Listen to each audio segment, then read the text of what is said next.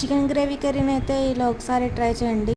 ముందుగా ఒక ప్యాన్ తీసుకొని అందులోకి ఆయిల్ వేసి మనం వాష్ చేసుకున్న చికెన్ని అందులోకి వేయాలి. అలాగే కట్ చేసుకున్న ఉల్లిపాయలు కూడా వేసుకోవాలి.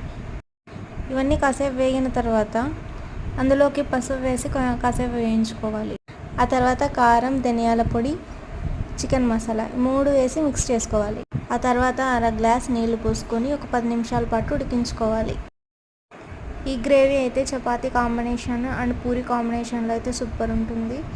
అలాగే రైస్లో కూడా తినొచ్చు అనమాట. మీరైతే ఈ రెసిపీని అయితే ట్రై చేసి కామెంట్స్లో పెట్టండి. చూడండి, గ్రేవీ అయితే అయిపోయింది. ఇలా అయిపోయిన తర్వాత కొత్తిమీర వేసుకోండి.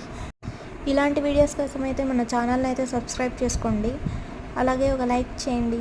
వీడియోని అయితే లాస్ట్ వరకు చూసినందుకు థ్యాంక్ యూ సో మచ్.